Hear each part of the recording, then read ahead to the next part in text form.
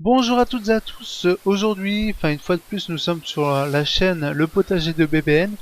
Aujourd'hui, on peut voir que les nouvelles sont fraîches.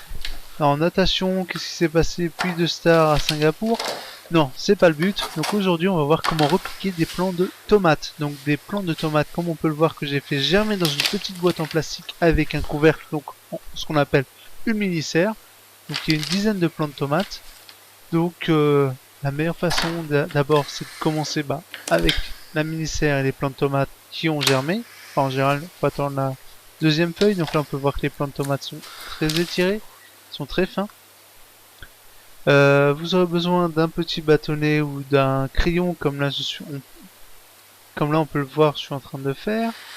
D'un gobelet en plastique ou de tout ce que vous voulez, d'un pot, ou tout, enfin voilà, d'un récipient, ou de l'eau.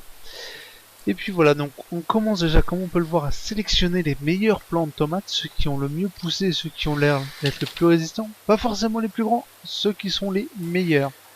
Donc là, j'en prends plusieurs. Faites attention car c'est une mini racine qui tient le tout. Essayez de ne pas, voilà, comme on peut le voir, de ne pas endommager la racine. C'est pour ça que j'utilise le petit crayon que je pique en dessous et que, en fait, je viens décoller la racine du plant de tomate. Voilà, on en met plusieurs de côté. Même limite, on peut essayer de retirer un petit peu la terre autour de la petite radicelle qui est tout en dessous. Racine. Donc après, vous en faites ce que vous voulez, mais moi je vous conseille toujours d'en prévoir plus que prévu. Même si vous les mettez directement en pleine terre, vous en gardez toujours un peu plus dans des gobelets en plastique ou à gauche, à droite. Enfin, on sait jamais. Des fois, ceux qui sont en pleine terre aient des petits problèmes et qu'il faille les remplacer. Donc là on peut voir qu'ensuite je prends un petit pot en plastique. Bon, il est un petit peu abîmé mais on s'en fout, c'est que sur le dessus. On le remplit quasiment totalement de terreau. Donc là je fais pareil, la même opération avec plusieurs pots en plastique. Oh les belles mains. Oui, c'était il y a 2 ans, c'était en 2014, je ne sais plus si je vous l'ai dit. Donc là comme on peut voir, on tasse légèrement la terre qui est au-dessus. On fait un petit trou avec le crayon, l'endroit où va aller notre petit plant de tomate.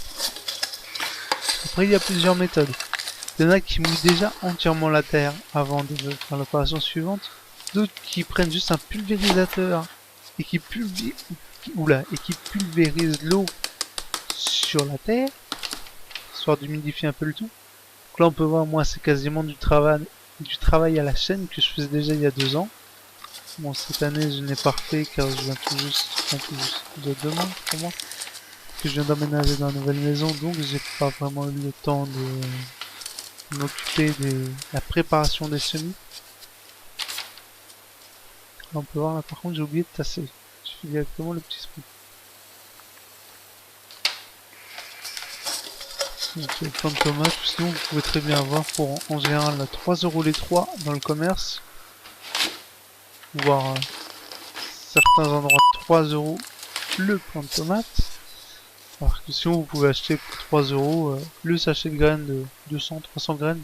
Je m'étais amusé à compter une fois. Ou tout simplement vous récupérez un ou deux petits pépins, vous savez les petits points jaunes dans les tomates quand vous les mangez. En espérant que ce ne soit pas des hybrides. Voilà, ensuite, opération suivante.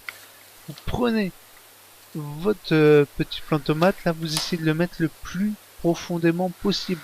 Car des racines vont pousser sur tout le long de la tige. Donc voilà, on met là. On fixe bien, donc avec les doigts en fait vous appuyez des deux côtés de la tige de manière à ce que ça soit bien tassé autour de la tige et qu'il n'y ait pas de problème plus tard. Donc là, vu la taille, nous n'avons pas besoin de tuteur, pas pour l'instant. Je vous mettrai sans doute une prochaine vidéo, toujours de 2014, je pense, où là carrément j'ai semé en fait le plant dans un pot, en attente, au cas où les autres plants que j'avais mis en pleine terre auraient des petits soucis. Là, toujours le même principe, on aide la petite racine à aller tout au fond. Parce qu'elle soit de préférence, je dis bien de préférence car c'est pas évident, bien orientée vers le bas et non vers le haut. Qu'on peut voir ensuite la trace de mes doigts, comme quoi j'ai bien passé. Et là, je pulvérise un petit peu d'eau.